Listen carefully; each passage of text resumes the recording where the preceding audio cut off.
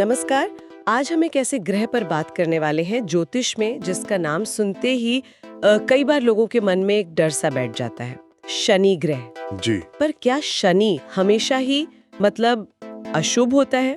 आज हमारे पास जो जानकारी है उसके आधार पर हम शनि के अलग अलग पहलू देखेंगे, जीवन पर उसका क्या असर होता है और हाँ, ज्योतिष में कुछ उपाय भी बताए गए हैं, उन पर भी बात करेंगे। बिल्कुल सही कहा आपने। शनि जिसे शनैश्चर भी कहते हैं क्योंकि बहुत धीरे चलता है ये ग्रह। ज्योतिष इसे कर्म और अनुशासन का प्रतीक मानता है। कर्म और अनुशासन? हाँ, ये सच है कि चुनौतियां लाता है, पर साथ ही जो जानकारी है उसके हिसाब से ये धैर्य, सहन शक्ति और जिंदगी के गहरे सबक भी सिखाता है। मतलब उम्र, मृत्यु, पैसा, घर, बच्चे, नुकसान, इन सब चीजों पर इसका असर होता है। तो जानकारी ये भी बताती है कि शनि एक बड़ा ग्रह है, धीमी गति वाला है और शनिवार का दिन शनि का होता है। जी हाँ। और इसका संबंध तेल, लोहे के काम या डॉक्टरी पेशे से भी जोड़ा गया है। सेहत के लिहाज से खांसी, नजर की दिक्कतें या पेट की समस्याएं, क्या ये सब शनि से जुड़ सकती हैं? हाँ, ये संभव है। और देखिए, कुंडली में इसका असर भाव के हिसाब से बदलता है। भाव मतलब घर? जी, घर। जैसे कुछ भाव हैं, दूसरा, 7वां, तीसरा, 10वां, 11वां। इनमें इसे आमतौर पर शुभ मानते हैं, लेकिन चौथा, 5वां, 8वां, इनमें ये कुछ परेशानी दे सकता है। अच्छा। और तुला राशि जो 7वां भाव है, वहां शनि उच्च का होता है, मतलब सबसे बलवान, सबसे मजबूत स्थिति में। हाँ। और मेष राशि यानी पहले भाव में ये नीच का माना जाता है, मतलब थोड़ा कमजोर। ओके। मकर और कुंभ, इन दो राशियों का तो ये स्वामी ही है।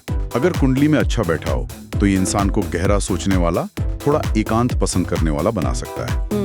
लेकिन यही शनि नसों को, बालों को, जैसे गंजापन और गंभीर सोच, सावधानी, एकाग्रता, इन सब को नियंत्रित करता है। पर इसके दूसरे पहलू भी हैं। संकीर्ण सोच, आलस, दुख, तकलीफ, यहाँ तक कि मृत्यु का कारक भी इसे माना गया है। बाप रे, काफी कुछ है इसके दायरे में। वास्तु में भी इसका कुछ जिक्र था, पश्चिम दिशा का। हाँ, ऐसा माना जाता है कि अगर घर का मुख्य दरवाजा पश्चिम में हो तो उस पर शनि का प्रभाव रहता है। अच्छा, तो ये तो हुई शनि की अपनी बातें, पर दूसरे ग्रहों के साथ इसके संबंध कैसे हैं? दोस्त, दुश्मन? बिल्कुल, ये जानना भी जरूरी है। जानकारी के मुताबिक बुध, शुक्र और राहु शनि के मित्र हैं। मित्र, ठीक है। जबकि सूर्य, चंद्रमा और मंगल को इसका शत्रु माना गया है। बृहस्पति और केतु वो तटस्थ हैं, मतलब ना दोस्त ना दुश्मन। और कुछ खास योग भी होते हैं शायद, मतलब जब शनि किसी और ग्रह के साथ बैठता है? हाँ, निश्चित रूप से योगों का बड़ा असर होता है। जैसे एक बात जो सामने आती है वो ये कि अगर कुंडली में सूर्य और शनि एक साथ हों, हाँ, तो पत्नी के स्वास्थ्य पर बुरा असर पड़ सकता है या फिर पीलिया जैसी दिक्कतें हो सकती हैं। ओहो।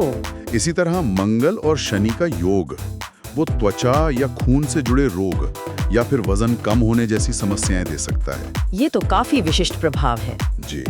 और एक और बात, लग्न के हिसाब से भी शनि का असर बदलता है। लग्न यानी असेंडेंट? हाँ, असेंडेंट। जैसे वृषभ और तुला लग्न वालों के लिए शनि को ज्यादातर अच्छा मानते हैं, फायदेमंद। अच्छा। लेकिन मेष, कर्क, सिंह जैसे कुछ लग्न हैं जिनके लिए इसे थोड़ा कह सकते हैं अशुभ माना जा सकता है। और हाँ, वैदिक ज्योतिष में शनि की दृष्टियां भी होती हैं, खास दृष्टियां। दृष्टियां मतलब ये देखता भी है दूसरी जगहों को? हाँ बिल्कुल, जिस घर में बैठा है वहां से तीसरे और 10वें घर को भी ये पूरी तरह प्रभावित करता है अपनी दृष्टि से। बाप रे, तो इतने सारे प्रभाव हैं, कुछ अच्छे, कुछ मुश्किल। अब सवाल ये आता है कि क्या ज्योतिष में इनको संभालने या कहें कि संतुलन बनाने के कोई उपाय भी हैं? वो लाल किताब का नाम आता है अक्सर।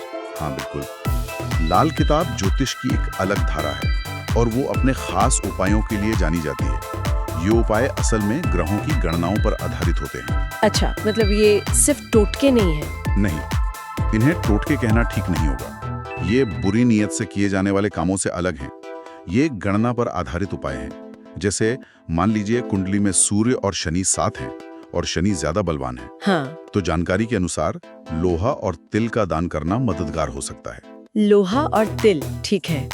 और वो जो आपने कहा था कि सूर्य शनि योग से पत्नी का स्वास्थ्य बिगड़ सकता है, उसका भी कोई उपाय है? जी, उसके लिए भी एक उपाय बताया गया है। ये सुझाया जाता है कि पत्नी के वजन के बराबर पशुओं का चारा, जिसे चरी कहते हैं, वो दान किया जाए। पत्नी के वजन के बराबर चारा, ये तो काफी अनोखा उपाय है। हाँ, लाल किताब के उपाय कई बार ऐसे ही होते हैं। एक और सामान्य उपाय है ग्रहों की शांति के लिए, जो शायद कई ग्रहों के लिए काम आ सकता है। बताइए। खोए की एक गोल गेंद बना लें, फिर उससे बीच से खोखला करके उसमें घी और शक्कर मतलब खांड भर दें और इसे किसी सुनसान जगह पर जमीन में गाड़ दें जहां कीड़े मकोड़े इसे खा सकें।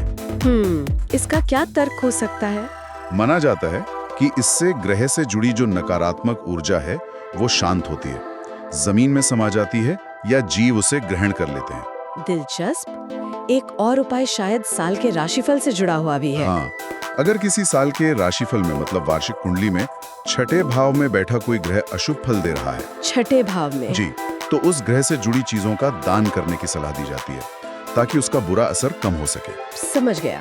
तो कुल मिलाकर देखें, शनि सिर्फ डराने वाला ग्रह नहीं है, ये अनुशासन सिखाता है, कर्म का फल देता है और जीवन को एक तरह से संरचना भी देता है। बिल्कुल।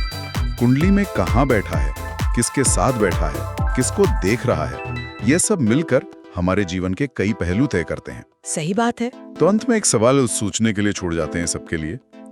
क्या हम शनि के असर को सिर्फ डर या अशुभता से ही जोड़कर देखें, या इसे जीवन की मुश्किलों का सामना धैर्य और जिम्मेदारी से करने का एक मौका समझें?